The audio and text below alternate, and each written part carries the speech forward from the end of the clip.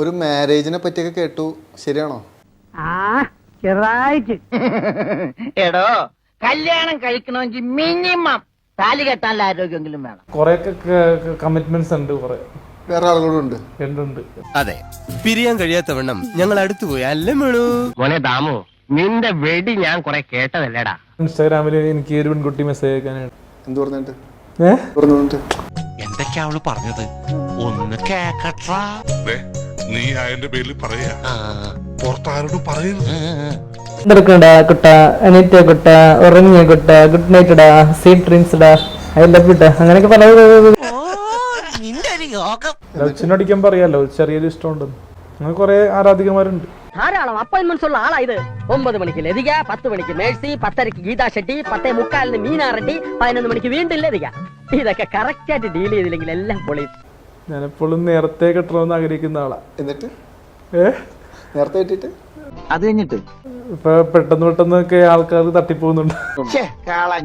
കിഷകുട്ടി വെച്ചത് പറ്റതല്ലേ അത്? ചേച്ചി മോളും കേട്ടാ അല്ല വേണ്ട, ചെവി തരാ. ജോലിക്ക് പോകാനുള്ള സമയമായില്ലേ? എനിക്ക് സാധാരണ ജോലിയോട് എനിക്ക് താല്പര്യമില്ല. നാട്ടിലിപ്പോ പഴയതുപോലെ ഒന്നല്ല, ഇഷ്ടം പോലെ പണിയാ. പണിയെടുക്കാതെ ജീവിക്കാൻ പറ്റുമെന്ന് അറിയാൻ വേണ്ടിയാ ഞാൻ ഈ കുടലിലേക്ക് കെട്ടിയെടുത്തേ. ഇനി ആരും സൂത്രം കാണിച്ചു കേട്ടാ. അലൻ ജോസിന് ഞാൻ കുറെ ഇൻസ്റ്റയിലൊക്കെ കയറി ഫേസ്ബുക്കിലൊക്കെ ചെക്ക് ചെയ്ത്, അപ്പൊ എനിക്ക് ഇഷ്ടായി. ദൈവമേ, ആ പൊട്ടം തെറ്റി പറഞ്ഞ സത്യമാണോ?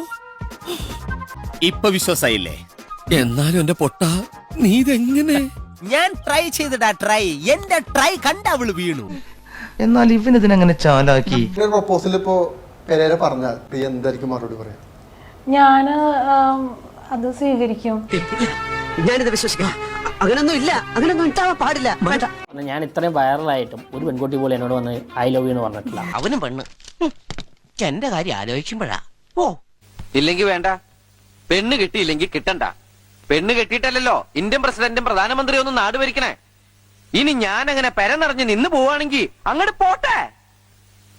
അങ്ങനെ പോവോ? അപ്പൊ ഞാൻ പോട്ടെ. എന്റെ കാര്യം കൂടെ ഒന്ന് പറയടാ. ഈ പാവത്തിന് ഒന്ന് അഡ്ജസ്റ്റ് കൊടുത്തേക്ക്.